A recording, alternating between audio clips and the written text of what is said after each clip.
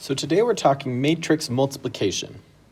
Multiplication in matrices is a lot like all of the other things we've talked about so far with matrices, in that we're going to stick with kind of small matrices, but everything we do here will apply to the bigger ones as well. So there's a couple of conditions that we need to know before we can multiply matrices. The first one is we must have compatible dimensions.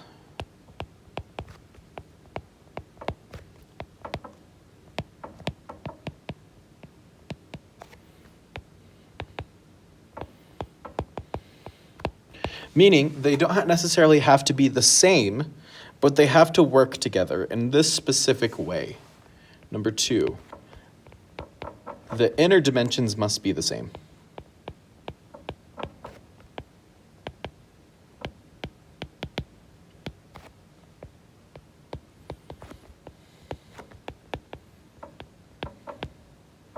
So for example, in number 3, the dimensions of each matrix is 2 by 2,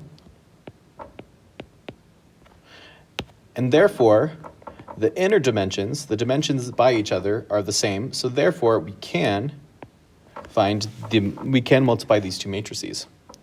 Compare that with number 4. We have a 2 by 2 and a 3 by 2. These two numbers are not the same, so therefore we cannot multiply these matrices, and the answer is undefined.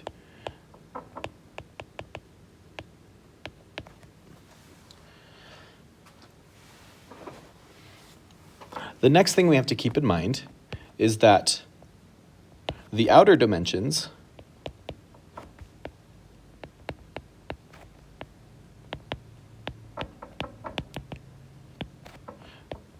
form the dimensions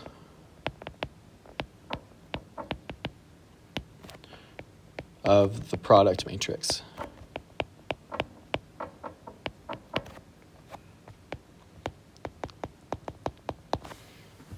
The outer dimensions form the dimensions of the product matrix. That's a lot of words for saying that the inner matrices have to match, and the outer matrices tell us the dimensions of our new matrix. So in this case, it's going to be a 2 by 2 matrix. All right. The last thing we need to know is that we care about the rows of the first matrix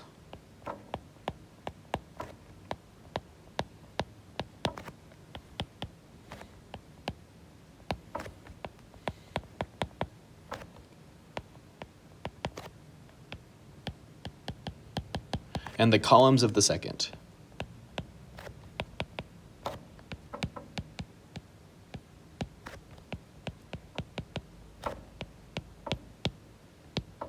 So we care about the rows of the first matrix and the columns of the second matrix. All right. To find the product of a matrix, we have to use what's called a dot product.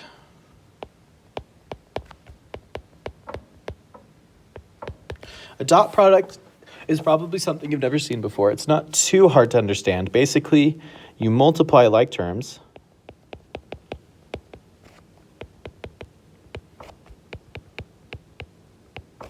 and then add them.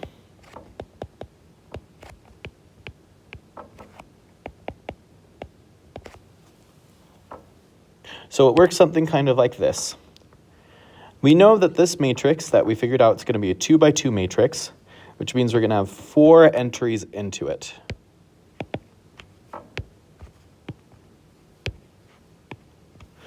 Now, I want you to kind of think about taking the two matrices here and putting them on top of each other. If we were to figure out what we care about here in this first upper left corner, notice it's in the first row. It's also in the first column. So we're going to multiply the first row, oops, that's a column, and the first column. So that's going to be 1 times 6, notice 1 times 6. I'm multiplying the first element in the first row and the first element in the first column plus 6 times 0. Notice I'm multiplying the second element of the first row and the second element of the first column. Then we add them together. Let's go ahead and do the next one, same way.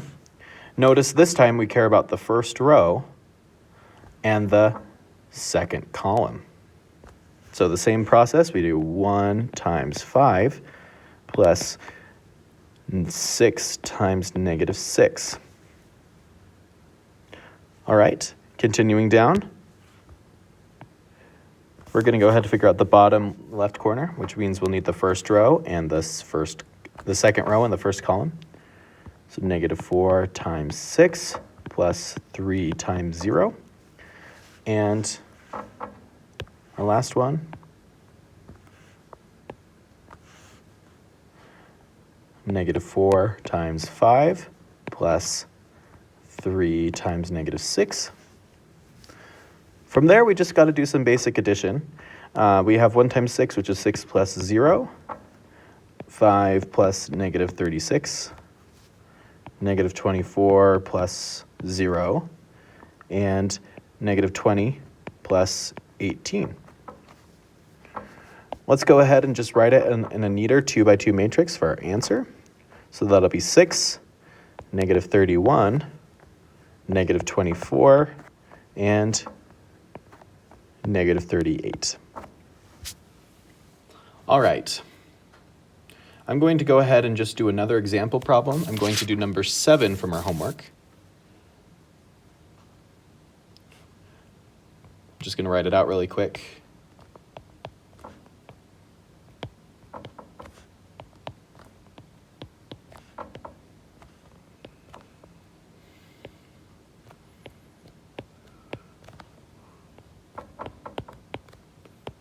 All right, so I just wrote it out really quick. This is number 7 from our homework.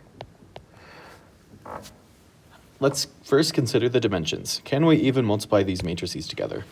So we have a 2 by 3 and a 3 by 2. So yes, we can multiply them because our inner dimensions are the same. And what is our resulting matrix going to be? Well, it's going to be a 2 by 2 matrix. I'm going to do it kind of big just so I have enough room to put my work in. Notice it's going to be a 2 by 2 matrix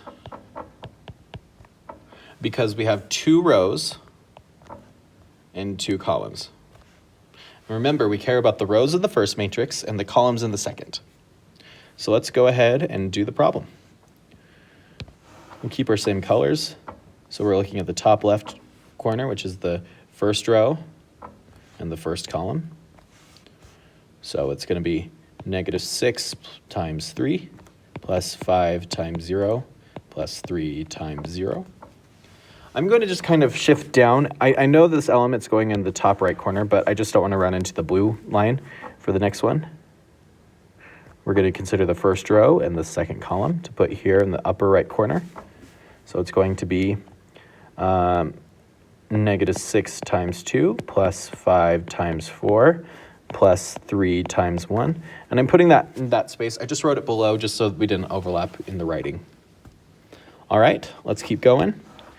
We're going to consider the bottom left. So that's going to be the second row and the first column because that's where that one lies. So it's going to be 3 times 6 plus 1 times 0 plus 4 times 0.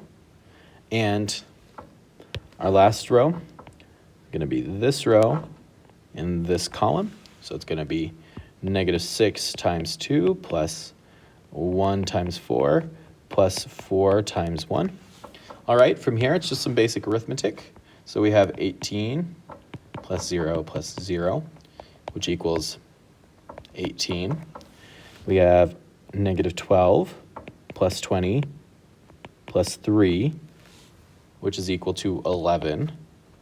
We have 18 plus 1 plus 0 plus 0, which is 18. And we have negative 12 plus 4 plus 4. So that'll be negative 4. And there's our answer. There's just a few more things we need to keep in mind about matrix multiplication.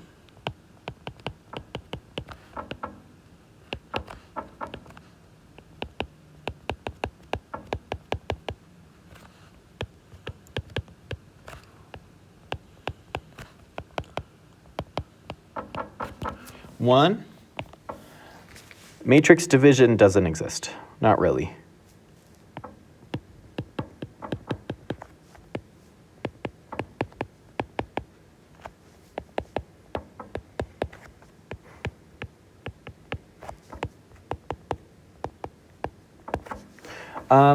We'll talk more about on Thursday about how we would go about approximating this, but for our purposes now, just think of it as not really a concept that you need to worry that much about. 2, the second thing we need to keep in mind, the multiplicative identity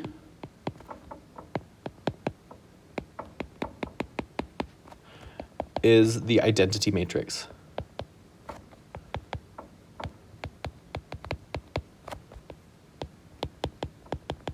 Quick refresher, the identity matrix is a matrix. It's usually labeled a capital I and then with the number of rows. It has 1s across the main diagonal, 0s everywhere else. And you can multiply it to any matrix and it will remain the same. So for example, for matrix A, then it would equal the same as A, I, and I, A. So if you multiply the identity matrix to any matrix, it stays the same. Nothing will change. If you don't believe me, go ahead and try it. Multiply the identity matrix to some matrix. You may have to adjust the number of rows or columns depending on the size of the original matrix, but you can just add on additional rows so long as the ones stay in the main diagonal. All right. The third thing we need to talk about is that matrices are associative, assuming compatible dimensions.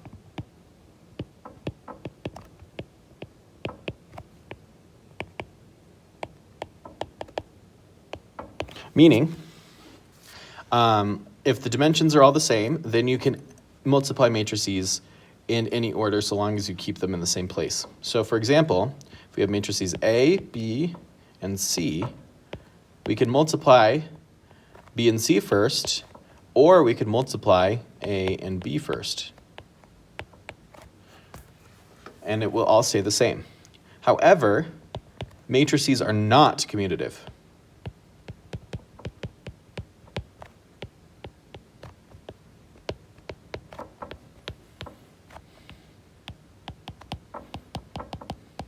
Meaning, A times B does not necessarily mean B times A.